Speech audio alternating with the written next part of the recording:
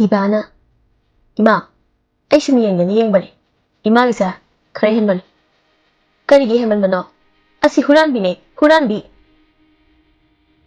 Ima Nasanata Sina Imagi Mari Paring the Lobo and Nadi Wasiga Hinasina Nachaki River becomes so is a Krageko Adu Hibale Fatring Ada Yakombana Iran Gisimbando said Magi Makutan and Messinkri Bibana Ima Makut Hanbangam the Redabamida could Taraga Ashambani Habidi Nazaya Zindi Ima the Senda Babumsa Amagi Loinabi Magumbi Amana Imada Sinabamatic Sunati Adubuima Ashwanda Aton Missimini Magi the Mulepi Nabakanari de Calibado Land of a Migide Ishorna Foba Misang Webani Nasadi Asum Arangis and a Kangunda Yelaga Haizo Hardi Asumbagi Maki the lecture Ado Hiram Laga Ibando Imungam the Sankri I know sit Hopani say Hana Kanglabani Napahala Kisad Aduga Kangi Yangoba Hazabi so lang duna Imung the Sankri Yakombana Irianbo Tamna Hova Piraga Magika Tana Timbiri Aduga Irianbo Magi Famunda Nintezana Hitalaga Mixina Machan Imana Nambo Pinumba Badanam Pisano Nan came to Kangana Ekoina Nambu Tazai Iriendo Miki Pina Piktana Tatnakori Tada Ihe Kokon Hiraga Anghawi Sidi Hokibana Hokiba Oiraso Sidagidi Dadana Nambu Miku Amataso Tadoloi I said Kraki Yum said Tadolaga I can give a from the Sianing Dredada Nankai the Zaki Havano I get Kongs in the pool and be a duda I know some yums the later body Imong say Kang Kong's irony and the Gisam Matata I the Imong Sida Lupasa P. Maputopana but the young bang was sung the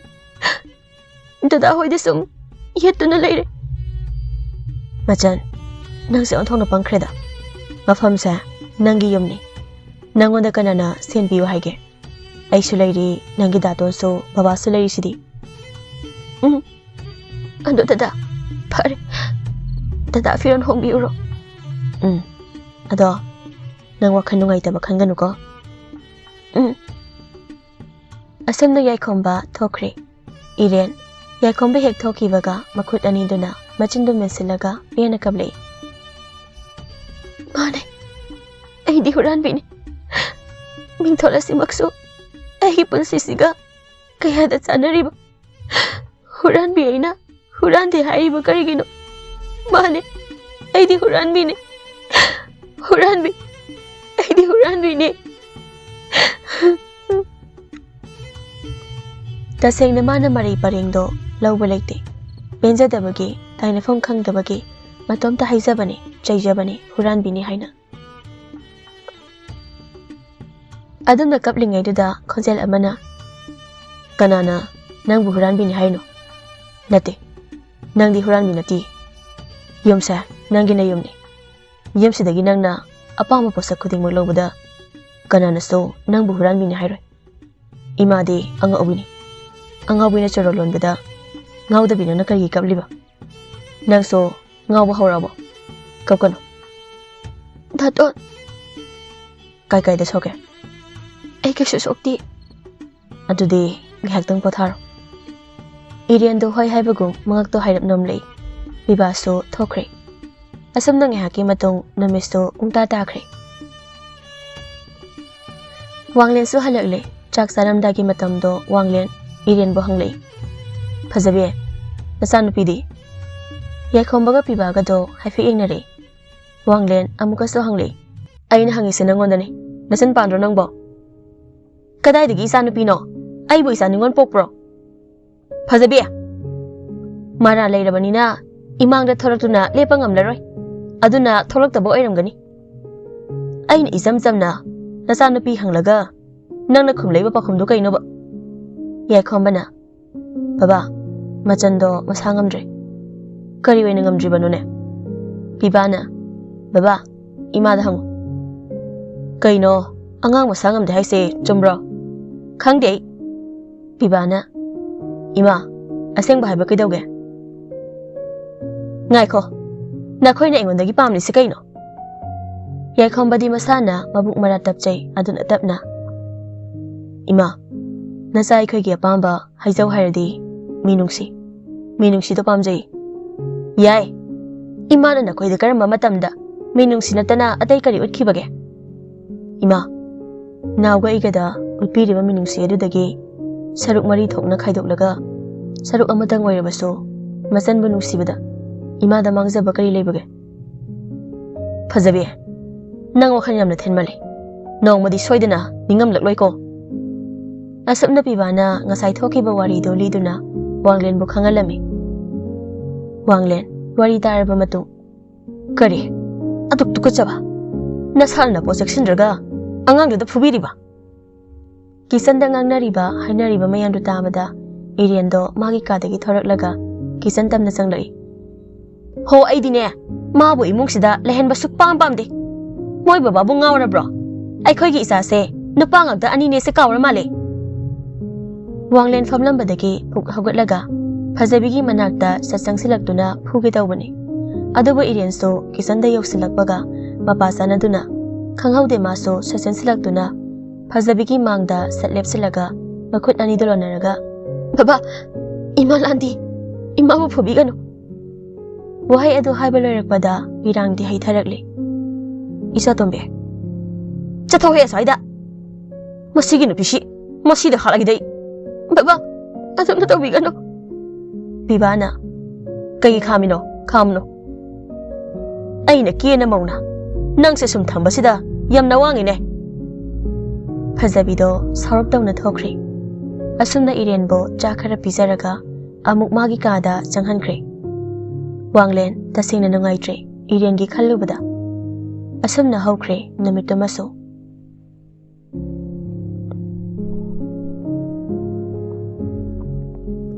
nakal amadana loyaso mapaga manawnupaga anina tawriba thabak ase pamdabana loire maduda yaningde hairagana hekta sawba masu makok sare baudona kisanda asumna hari king magumba kaisure trabami sak amana aingoda singnaba haujabaga su sari magi masanupi ama leibani baba laisabi faramo faraklabani ado kaidaw habano napi masado wanglengi nate numituda thokiba thokdok aduda aigi garina magi garidogi maningda shafu kanna thongkiba aduda magi garido mawai control tawba ngamhaudabadagi hairiba napi masadugi mamado magi garina thongbadagi khudakta adumak laikhidre adugi matungdagidi napi masado magi masa sakna yokrabani haujikti aikhoigi khutlai napi masaduna ohengadabani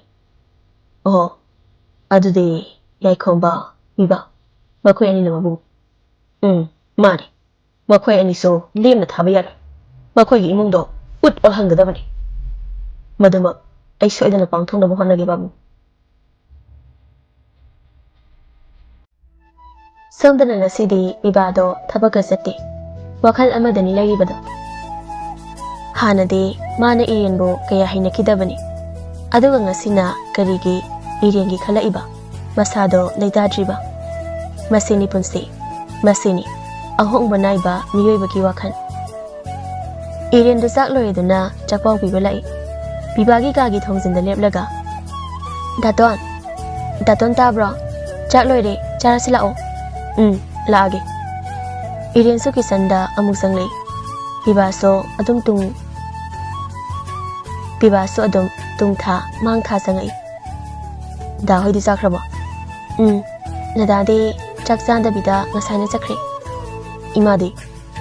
imaso kaidano khangde chakhibani babadi kaino datona imungi mi loina hangise sumhangbani hangba yadro yaida aduda kedoraba daton kemda daude haba chakada daton chakti table da lai dudi datona family do chak udraba hoini aise kok chaida iren bibagi matawduda nomi tawraga daton nangasi laiga unarabo Piba mukutto hamlaga chakto khara kotharaga injang do haisilaga amutang sat huklaklaga laira mira amadi ongnare Iren di aseng bagi oirabai khanduna adudi daton khoizu lekham okthokse ai lauruge as kaidai khoizu lekham no chamda sage tumi leyo Iren do haibetang yenglaga tumina leptuna lekhre nangdi jarbo chandri kaidoriba ai horen imaga jaminarage chani yam chane ba soidana chane ba hingsa bidula ade chara hingke basuye aduna nang lao aiga puna jaminarse daton imada adumaina hainuba nangso angakpu mini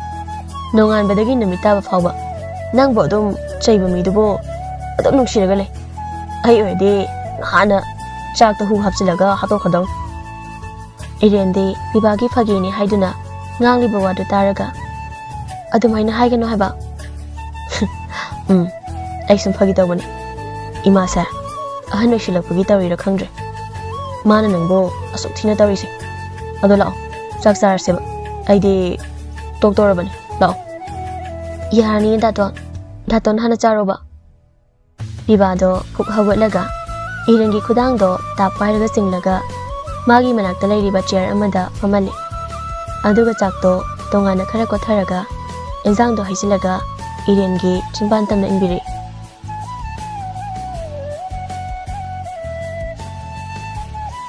Irendo bibana ngasi ahan boina mangonda sak inbirakpa duda mitlu anida birang ihawrakle aduga mayado tapna katholaga chakti rehali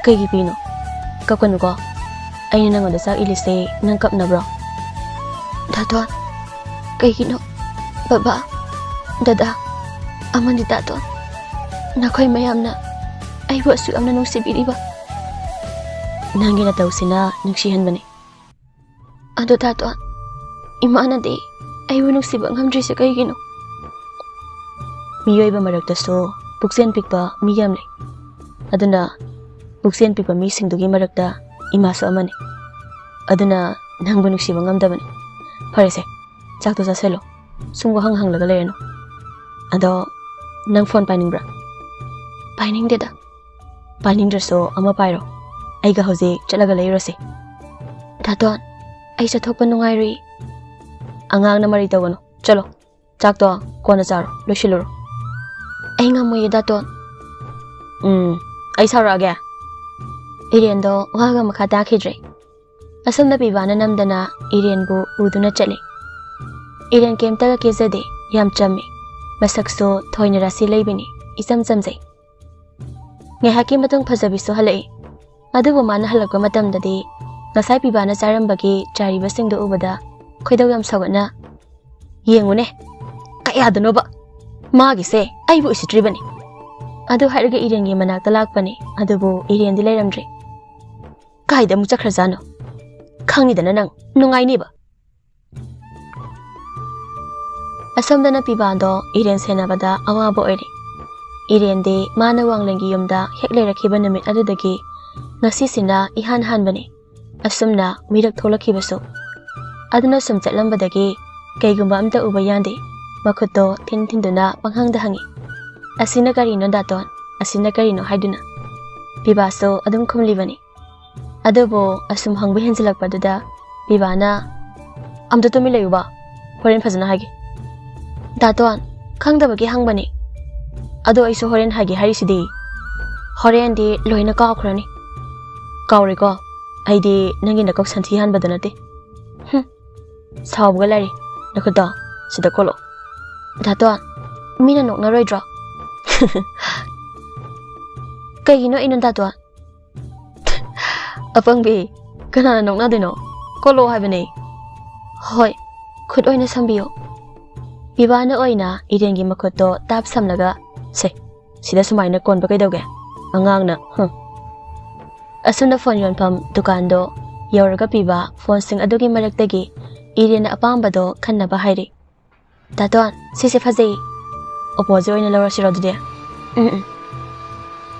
ani do phone layuraga amuk thorakpani adubu kadamdagi na khangaude Biba tamna nongwai sat kapsilai. Irian ipa pakana dato. Biba na Irian bo machi amada sa singsilaga makhoi ani tuminali. Ado ay dalay mami singso loina senari. Nongwai makhon tabaduda. Hazikido nongwai na tro. Madi pakatpana wado phazana hai phawba ngamdre. Irian gi pakhasaba matawdo obada Biba na kemta pakhakano. Aisa nang yawram bagi tawbani. Nang yawram dradi kasai nongwai kam leiba mido. Tana ramgadamni. Tata ay amki dada phone tawsi. Hausi tawgamsi. Ngasi sa kainong tawtoy. Kari maram leibagi ay ngoda atandara nongwai kam laglibano. Masina ay nakalisi. Moida loina serious ano. Biba di Irian gi matawsi sumsum nung sirai. Kaigino. Mina ay ngoda nongwai na kaplam naga nana mida da saurido.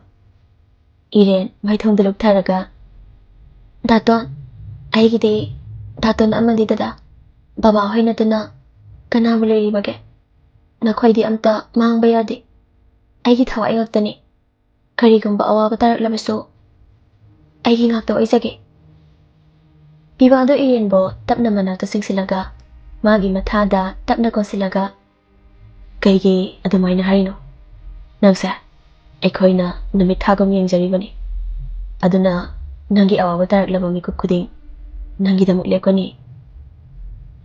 Asam na anido may hakim matong mayumlom da amuk chatkre. Phone da nupa amana. Palhawdre. Tabak tawda. Ato or section kidada. Pare, matong so ingad. Ngay hakim matong Irian hoy suyarakle. Pazabido manggoldo yam sawba mi amagi matawgum hamlaga rami. Biba so gari dagi kumtarak na Irian gi thongdo amuk hanglaga amuk kumhalay. Aduga imunglom da changlakpani. Irian de pazabi ubada makhongdo lepkop tawi. Biba na kaidawre. Kaisa lui. Ima, magi phone lari bani. Kaidong na ba phone? Kaigi na ima, adu kum na hangide. Ain hangisi nang ondaro. Chamane, atomba. Biba, Irian de yenglaga changona. Irian do tafong khangdre. Phazabina, changki ba yaroi. Changwai sinang ondani. Handakti Irian do kina. Ima, ay matung chacharege. Nathibong sarambagi kon phawo phengnamdana. Imung sida nana kusik ta tawrisi kaigino ha. Kaigino ba? Ima, ay wada makha tarakdringai da Bibana satthalaga. Aina halaga roi silona mabu puraga chatpani. Atomba, nang tumilayo. Bibado Irian gi khudangdo tapairaga hairap chinglaga imungda changminakre. Phazabido majanupagi honglaiba maongsina magi mafamdadi asawbagi hena mathau haplare. Phazabina Irian bo hek yumsida lakhiba nami adudagi Irian bo sulai lehening kidabagi maramsi ataygi natti. Irian na nupi aduga magi masanupa ngakta ani oibanina tawhaningdaba thabak tawrakpasu yai khanbagini. Pokminaba masin manaw natabanina soidana wakhan olakani khangbagini. Adubu karam thoklagaba haiba ngamde. Ngahaki matong namiso takre. Namidangi matamdo mi loina tumnakre. Masin manaw ani dudi tumdri. Bibana mayamda ngasai thokiba thawdo adugi maramda wari dulirami. Yakhombana aikhoi yam cheksina legedabani. Aduga masanse mapan thokpada puthokano. Hoiduda. Asumna makhoiso ngahaki matong loina tumnakre. Loikre ahingi amambaso. Ayu anganba matamdo Irian nganta hagulaga thabapum namak loisinba loirakle. Bibaso hagulagtuna manggonda thori. Taton. Kaino. Nangdi asungan hagulaga thabaka loiramena.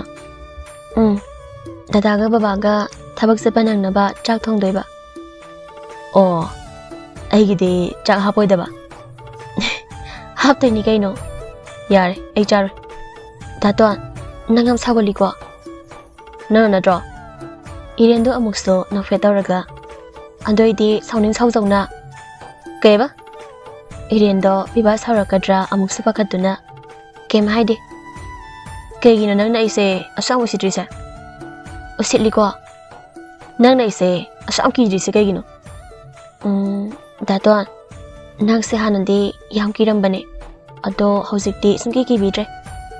Biba do sarop tawna bisumani de suksilaga kari haiba sikido. As, tahawdraba khangde. Ho adubura aina daton sa sungki kide haba. Nang da halagida.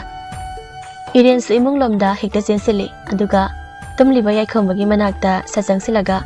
Dada, phudawre hawgatlo. Yaikhombasu mikap tharaga haife englakpada Irian do magi khuyada Phajumna khumjilaga masado pisak pikna tasalaga leibadu ure. Dada, datona e hanga adi aisi laiti haiko ko. Pibaso ngang duna sangle. Dada, kebidi. Nangna tanarakpagira. Manga sinungai ni. Kaitawramino ba. Aise kidi adugi kihangi tawba. Khangde ko kaida leibano. Sida kanamda jangakdi.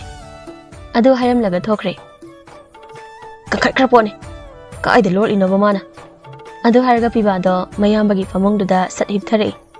Pibagi do thawaini hiplibani. Irian na lord linina tawri do urakpadagi. Irian di mihun sudre. Piba do handakti Irian na hipliba mafamduda oina yawan basaraga hekta hipsili. Irian do wabana loire. Phaizu mathakta piba na hiplaga mana phaizu manungduda humang kangli wabana loire. Sorga do fungatli.